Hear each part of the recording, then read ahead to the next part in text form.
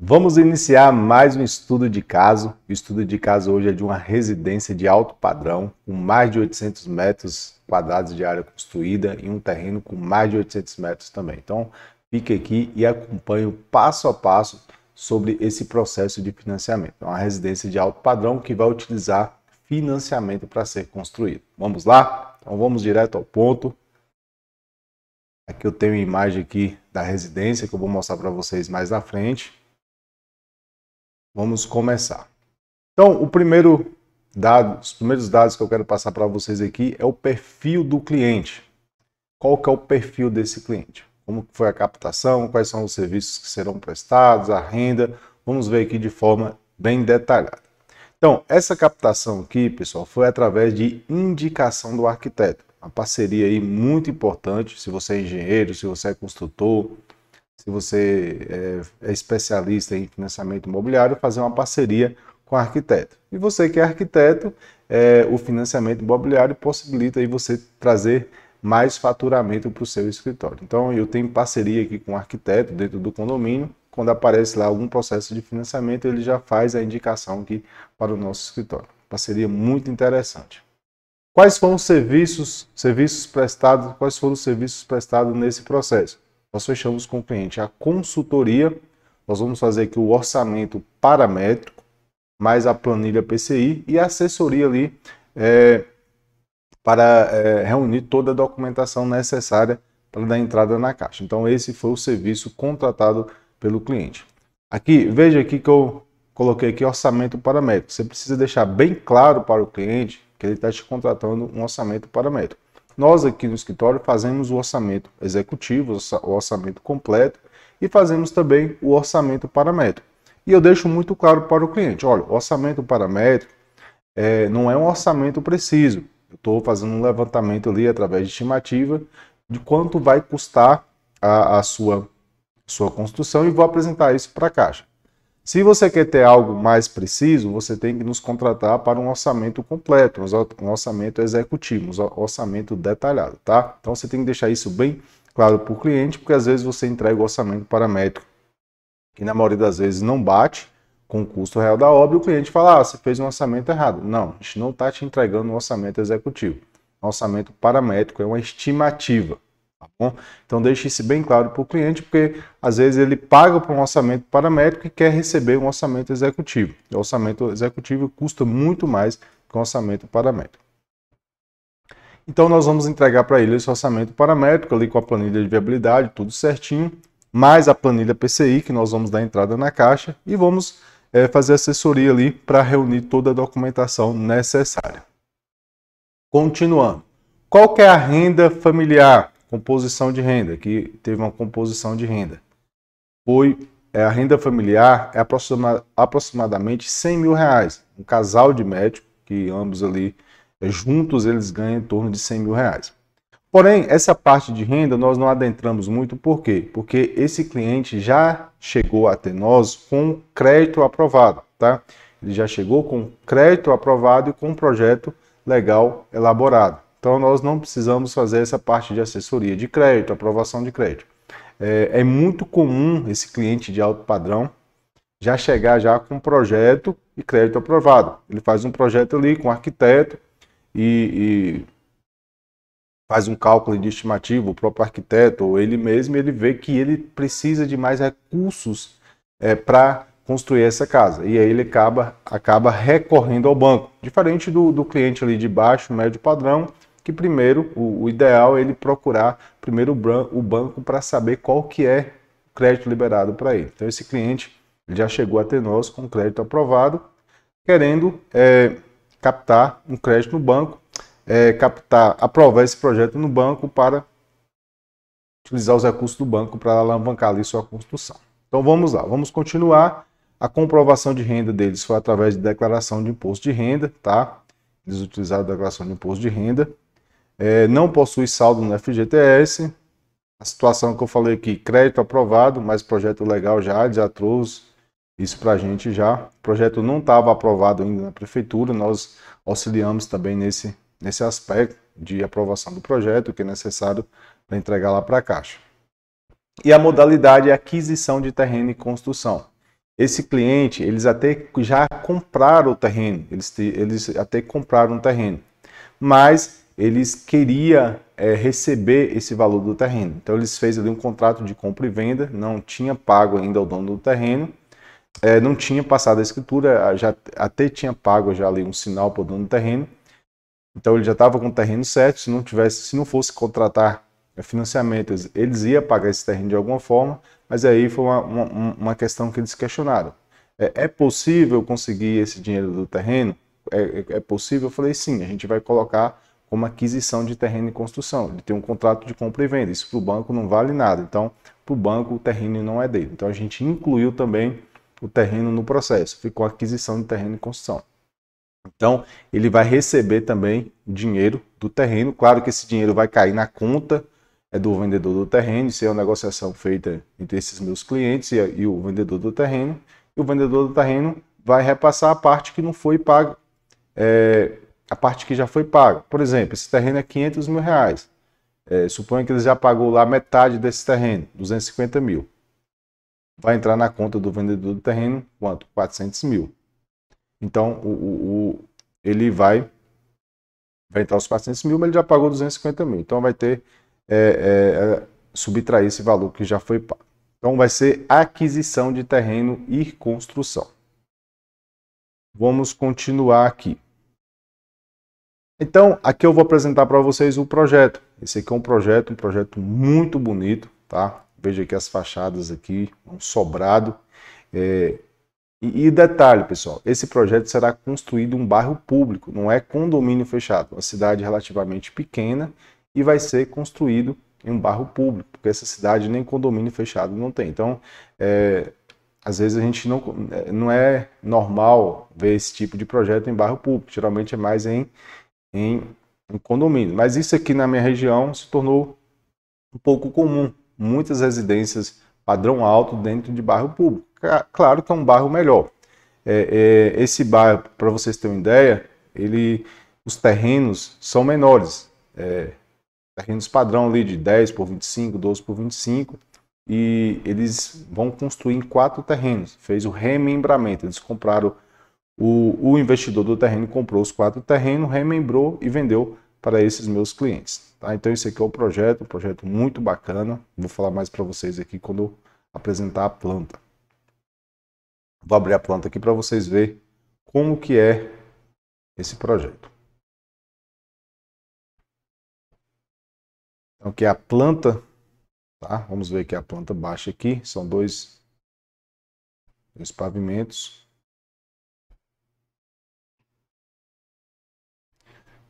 Aqui, ó, ele é murado, tá? Ele é murado, então é um bairro público, precisa ter muros, né? Obviamente, mais segurança. Aqui nós temos uma garagem para 2 carros coberta e para 2 carros descoberta, bem amplo.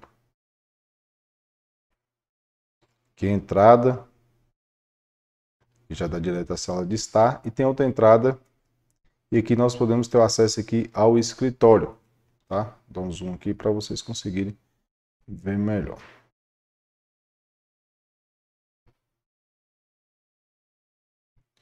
Aqui tem um escritório, hoje ficou muito comum, principalmente nas residências de alto padrão, um escritório. Esse escritório também pode ser acessado por aqui, tá? O famoso home office, que também aqui não é só um home office, você pode fazer o atendimento ao público para você ter uma entrada independente da casa. Temos aqui uma brinquedoteca, temos uma suíte no térreo também, uma suíte no térreo, sala de estar, cozinha aqui que é integrada com a sala de jantar, tudo bem amplo. Temos aqui aos fundos área gourmet e temos aqui até academia. Temos aqui a piscina, né? Academia aqui, terreno bem grande. Vamos ver aqui as notas aqui, para vocês terem ideia do projeto. 846 metros quadrados de terreno e a construção aqui totaliza 889 metros quadrados, tá? Bem grande mesmo. Vamos ver aqui a segunda laje.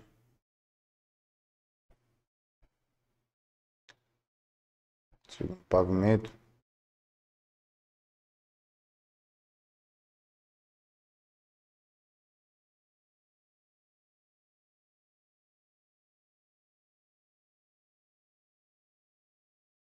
Aí, ó, tem as suítes aqui no segundo pavimento. Uma suíte, duas suítes, três suítes. São três suítes em cima. Sala de TV. Tem um hall íntimo aqui. Então, uma casa bem ampla mesmo. Quase 900 metros quadrados de área construída, tá?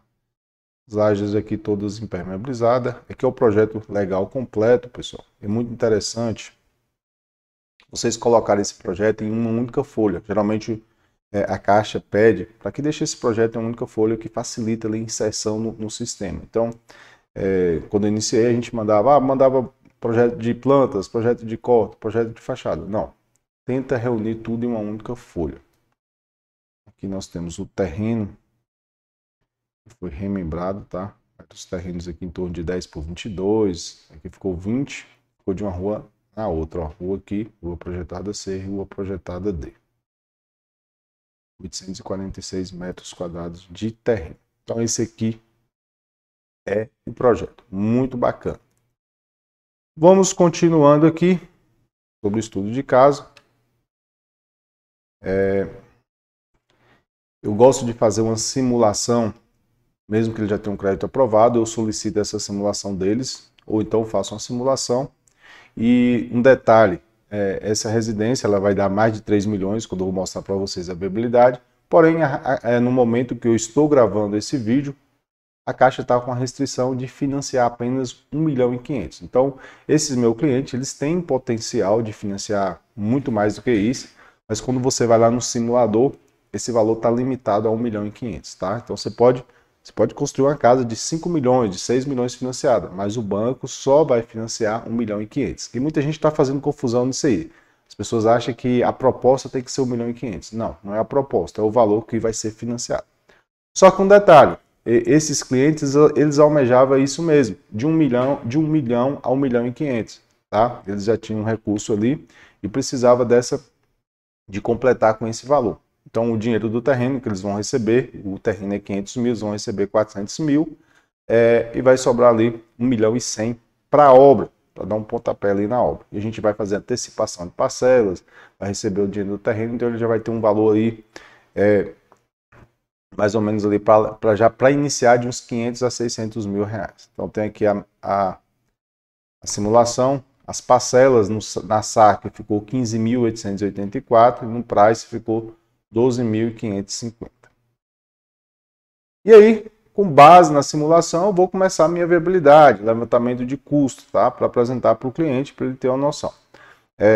Aqui é uma viabilidade meio que inversa, tá? Por quê? Porque eu já tenho a área construída, eu já tenho um projeto, todo detalhamento, então eu tenho que encontrar agora o valor da proposta, tá? Por quanto que eu vou entregar esse projeto na Caixa para que a Caixa aprove. Porque a Caixa falava assim, ó, esse projeto ele não pode nem estar supervalorizado, nem subvalorizado. Supervalorizado, ele vai falar, ó, olha, esse projeto você está querendo dinheiro demais para construir esse projeto. Não vale. Ou subvalorizado, ele vai falar assim, ó, o recurso que financiado, mas o recurso próprio, não dá para concluir essa obra, vai ter problema com a Caixa. Então, o analista da Caixa vai fazer esse entendimento. E como é que ficou a viabilidade? Eu peguei aqui o preço SINAP, que eu já mostrei para vocês como se faz aqui em outras aulas, o preço do CUB, isso aqui é uma estimativa para o valor dos projetos, fundações e outros, para mim chegar aqui num valor pela Caixa. Por mais que a gente tem que entender, pessoal, que metro quadrado nem sempre é parâmetro, principalmente para o nosso custo, se você é construtor. Metro quadrado nem sempre é parâmetro, tem que analisar muitos outros dados. Mas a análise da Caixa é muito baseada em metro quadrado. Então, para a Caixa, metro quadrado vale muito, tá? Já para você construir, não se pega muito ao metro quadrado, principalmente uma residência de 800 e tantos metros quadrados. Por exemplo, se eu tenho um preço de 3 mil, 4 mil reais para fazer uma residência de 300 metros quadrados. Tá, vou calcular ali 300 metros quadrados, eu tenho um preço ali de R$ 3.500. Pronto, eu vou gastar 1 milhão e pouco para fazer essa residência. Será que eu vou ter esse mesmo preço para fazer uma residência de 850 metros quadrados? Não, pessoal. Tem coisa aí que você vai... Uma residência desse padrão maior, a tendência é o valor do metro quadrado ficar mais baixo com a residência menor. Você vai distribuir. Por exemplo, sistema de esgoto vai mudar pouca coisa. Claro que vai aumentar ali a capacidade de caixa, essas coisas de tubulação, vai ser uma tubulação maior, mas o aumento não é proporcional à área. Você vai ter os portões, mesma coisa, tá? Você vai ter, por exemplo, uma residência de 300 metros quadrados, talvez você tenha 5 suítes, aqui você tem 5 suítes, então você vai ter a mesma quantidade ali de vaso sanitário, essas coisas todas. Claro que aumenta ali o quê? Aumenta a laje por metro quadrado, aumenta ali a quantidade de piso, mas não é um parâmetro que você pode se apegar. O correto é o quê? É fazer o orçamento da obra. Fazer o orçamento da obra, é você ter ter ali histórico de obras que você executou para você chegar no preço real. Então, tem muito cuidado com essa questão do metro quadrado. Por exemplo, o que eu gasto para fazer uma casa de 60 metros quadrados é praticamente o que eu gasto para fazer uma casa de 70 metros quadrados. A variação ali é mínima. Tá? E tem muita gente que comenta esse erro, passa para o cliente, não, vou fazer uma casa de 60 metros quadrados aqui por o X valor metro quadrado. Diminui 10 metros quadrados, achando que diminuiu 20 mil ali no orçamento. Não é bem assim que funciona. Como eu estou falando, para a Caixa, a questão do metro quadrado, isso aí nós temos que seguir a risca, é uma análise da Caixa. Nós temos que aprovar o projeto na Caixa, ela vai olhar por metro quadrado. Mas para você construir, principalmente se você é construtor, construtora, fique muito atento a metro quadrado. Metro quadrado nem sempre é parâmetro. É para você ter uma estimativa, mas o correto, construtor e construtora, é ter o quê? Orçamento executivo, de forma detalhada. Então, o que eu apresentei os valores de metro quadrado para que a Caixa faça a aprovação. Aqui eu cheguei aqui, apresentei o metro quadrado, como eu já tenho a área, o que vai acontecer? Ela vai dar aqui os valores aqui do custo direto da casa. Aqui, ó, custo metro quadrado. Sinap, 2.488.000, custo do metro quadrado com mais 10%, com menos 10%, que eu já mostrei para vocês aqui em aula, do CUB, e eu peguei aqui o valor médio entre o Sinap e o CUB, que essa casa ficou com R$ 2.667.000, preço médio, tá? O metro quadrado. Adicionei aqui os outros e vai aumentar aqui um pouco. Os outros aqui é a piscina. Eu fiz uma estimativa que essa piscina eu gasto uns 200 mil para construir ela, tá? Que o analista da Caixa também vai verificar isso. E além do custo do metro quadrado de construção, o que nós temos que fazer? Pegar as residências que estão ao redor. Porque o analista da Caixa analisa esse projeto como se pronto estivesse, tá? Então, se eu estou apresentando um projeto lá de 800 e poucos metros quadrados, estou dizendo que esse projeto vai custar, com o terreno, 3 milhões, por exemplo. Só que tem projetos já construídos, similares a eles, sendo comercializados por 2 milhões e alguma coisa. O analista da Caixa vai dizer, olha, não tem projeto aqui sendo comercializado por esse preço. Eu estou com uma casa ali de 800 e poucos metros, a mesma coisa, e está por 2 milhões e pouco. Claro que em um bairro aberto, dificilmente nós vamos encontrar residência nesse padrão. Uma casa de 800 metros quadrados, você vai encontrar mais no condomínio, e olha lá, depende do condomínio ainda, tá? Eu coloquei aqui só o critério didático mesmo, coletei três residências. Não precisa ser um projeto igual a esse, pessoal, tá? Você pode, como o pessoal da Caixa ele se apega muito a metro quadrado, você pode pegar a casa de 200 metros, 300 metros, que ele vai fazer o cálculo de metro quadrado. Mas você precisa considerar casas construídas. Construção não é só o metro quadrado aqui, porque o analista da Caixa ele analisa o projeto como se pronto estivesse. E se mesmo o custo do metro quadrado aqui que você colocou, a viabilidade certinho, ele não encontrar lá esse metro quadrado lá no bairro, na cidade que ele está analisando, ele vai questionar. Claro que questionando, nós temos embasamento, temos dados para apresentar. Olha, essas casas foram construídas um tempo atrás, hoje está mais barato, porque o construtor não atualizou o preço. Hoje o preço é isso, a gente está utilizando o CUB, o Sinap, então isso, para quem sabe, consegue justificar. A gente já aprovou aqui projetos que lá no bairro não tinha metro quadrado. A gente aprovou com metro quadrado maior. Por quê? Porque a casa era um padrão melhor. Então, tudo isso deve ser levado em consideração. Então, eu fiz a viabilidade aqui na planilha, que eu já mostrei para vocês aqui, na planilha aqui que vocês já conhecem, né? Aqui a viabilidade. Então, que como é o inverso, a planilha me deu a proposta. Então, essa proposta aqui com o terreno é o quê? 3 milhões e 100. Terreno de 500 mil, vai pagar 400 mil, né? Então, disponível para a obra aqui é 2 milhões e 667. Mas, nesse caso aqui, o meu cliente, o desejo deles era financiar entre 1 milhão e 1,5 milhão, e também pegou de cheio a restrição da Caixa, né? Que só está financiando no momento que eu gravo esse vídeo, talvez mude, daqui uns dias esperamos que mude, volta a financiar mais de 1,5 milhão, tá? Então aqui eu já tenho alguns dados, todos os dados aqui da planilha que eu já mostrei para vocês. E o resumo do custo total de metro quadrado, tudo de forma detalhada, e no final, essa planilha, com base no orçamento paramétrico, ela vai me dar a planilha PCI, tá? Para você que não sabe o que é planilha PCI ainda, nós vamos estudar aí mais à frente, de forma bem detalhada, o que é planilha PCI. Voltando aqui, pessoal. Kleber, suponha que você vai pegar essa obra para executar. Você vai confiar nesse orçamento? Não. Isso aqui é orçamento paramétrico, para fazer a aprovação na Caixa. Se eu fosse fechar a obra para mim executar, eu ia fazer um orçamento detalhado, tá? Eu ia passar um orçamento para o cliente detalhado, com base no meu histórico, com base nas minhas composições. Não dá para fechar a obra como construtor com base em orçamento paramétrico. O orçamento detalhado, você tem que saber quanto custa um puxador, quanto custa uma porta, qual é o piso lá no memorial, detalhado para você fazer a cotação daquele piso, tá? Então, tudo de forma bem detalhada para você não perder dinheiro. Então, nesse caso aqui, esses meus clientes, eles não vão contratar construtora e também não vão contratar nem profissional nem construtora que faz a administração. O que eles vão contratar? É muito comum, eu já falei para vocês em outras aulas, um responsável técnico pela execução da obra, tá? Então, eles vão contratar ali um engenheiro ou um arquiteto para ser o responsável técnico da obra, para garantir que a obra será executada conforme o projeto. Ele contratou o arquiteto, ele contratou os projetos complementares, projeto estrutural, e agora vai contratar um profissional, esse profissional que vai ficar ligado ali à Caixa. A responsabilidade da execução vai ser diretamente a esse profissional.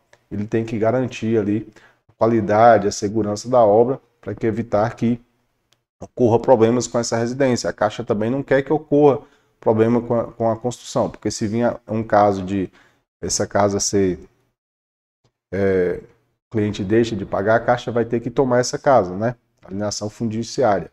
E aí a Caixa não quer um produto ruim para ela tentar comercializar, ela vai levar a casa a leilão. Então esse responsável é algo muito importante, de tamanha responsabilidade. Eu sempre falo com o pessoal aqui, ser responsável por construção financiada, por qualquer tipo de construção, não é só canetinha, não. Você tem que acompanhar, então cobre, saiba cobrar, para depois falar assim, o preço que eu cobrei não está compensando eu fazer ali o acompanhamento da obra. Aqui, como eu já falei, varia muito do porte da obra, mas esse geralmente é de 2 a 3% ali do custo direto da obra, tá?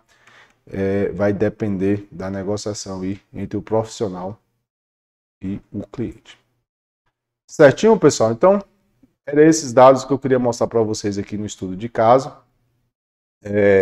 Tá muito em alta aí, o cliente de alto padrão está procurando bastante financiamento, tá?